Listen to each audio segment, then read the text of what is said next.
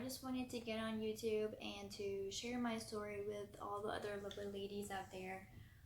I definitely found other YouTubers to be very interesting and useful.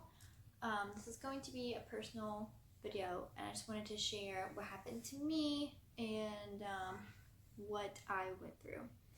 So I just recently had a blighted ovum miscarriage. It's when you have the gestational sac but no embryo develops.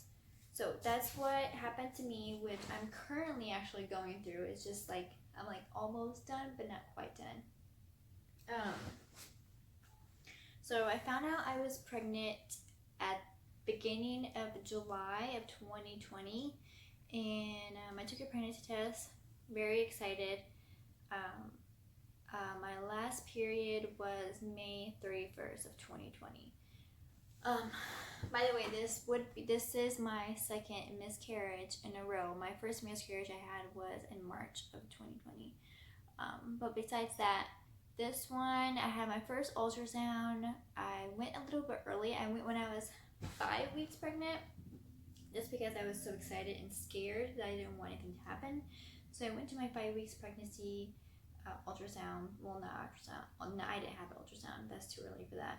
I did blood work and everything. It was confirmed that I was pregnant. Woohoo! Very excited. I just continued staying home and stuff like that. You know, eating well and everything like that. So I went back to my second appointment, which I was 6 weeks pregnant. I did an ultrasound. On the ultrasound, the doctor said that there was a gestational sac, but there was nothing inside of it. Like there was no heartbeat, no fetal pool, no embryo, like no nothing. And I was measuring small. She said I was measuring 4 weeks, so I'm not really sure if she was, I don't know. But that I was measuring 4 weeks. So after that ultrasound, she said there's probably nothing to worry about, probably too early that they couldn't see anything. And I was like, okay, you know, it's gonna be fine. And then 2 weeks later, for my 8-week appointment, I was supposed to be 8 weeks. They did another ultrasound and still nothing. Still just gestational sac, no embryo, no fetal pool, no anything. And at that point, I was devastated. I was bawling tears, crying.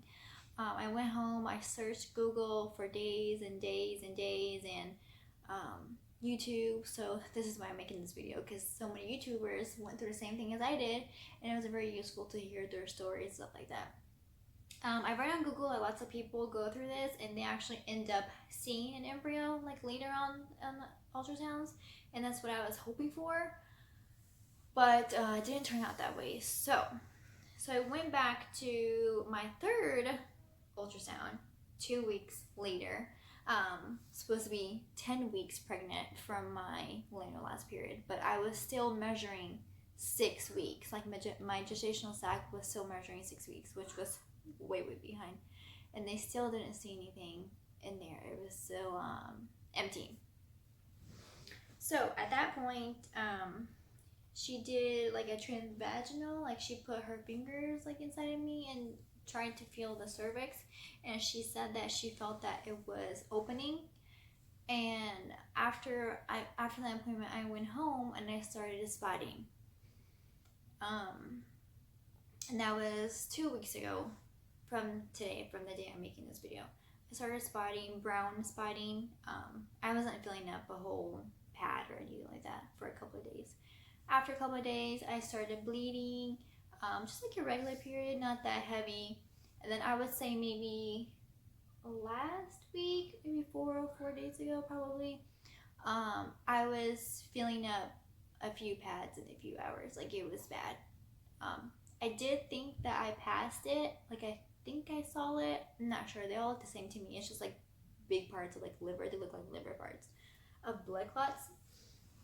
So I do think I passed it, and I'm still currently bleeding, spotting, I guess now. I'm almost done. I'm not bleeding that much. I'm spotting.